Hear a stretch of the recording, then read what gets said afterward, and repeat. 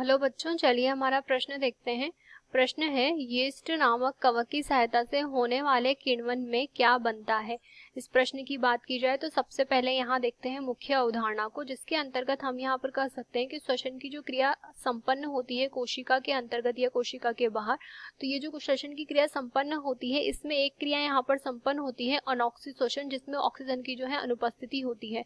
यानी कि ये जो है श्वसन का एक प्रकार है और अनॉक्सी श्वसन जो होता है इसके अंतर्गत ऑक्सीजन की अनुपस्थिति की वजह से सामान्य रूप से जो है यह क्रिया संपन्न होती है। इसके अंतर्गत यहाँ पर एक उदाहरण जो होता है वो किण्वन भी इसके अंतर्गत आता है। यानी कि किण्वन जो है अनॉक्सी श्वसन की ही एक प्रक्रिया होती है।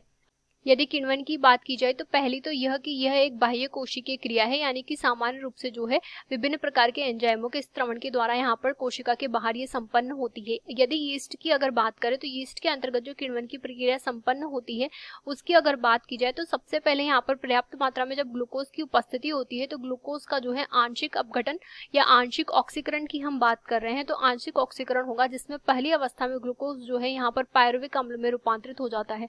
ग्लूकोज जब पायरुविक अम्ल में रूपांतरित हो जाता है तो इसके बाद दूसरा रूपांतरण संभव होता है, जिसकी वजह से यहाँ पर जो है एल्डिहाइड का निर्माण होता है CH3CHO, और जब एल्डिहाइड यहाँ पर निर्मित होता है तो इसके साथ में यहाँ पर जो है CO2 मुक्त होती है।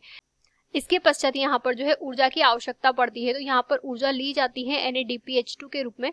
अब ये ऊर्जा जब ली जाती है तो इसके पश्चात ऊर्जा यहाँ पर टूट जाती है NAD+ में, और इसके अतिरिक्त हम यहाँ पर कह सकते हैं कि उत्पाद स्वरूप जो प्राप्त होता है वो इथाइल अल्कोहल यहाँ पर प्राप्त होता है। तो हमें यहाँ पर यीस्ट के अंतर्गत जो किण्वन की क्रिया संपन्न हुई उसमें जो उत्पाद प्राप्त हुआ वो इथाइल अल्कोहल प्राप्त हुआ और CO2 की मात्रा यहाँ पर प्राप्त हुई।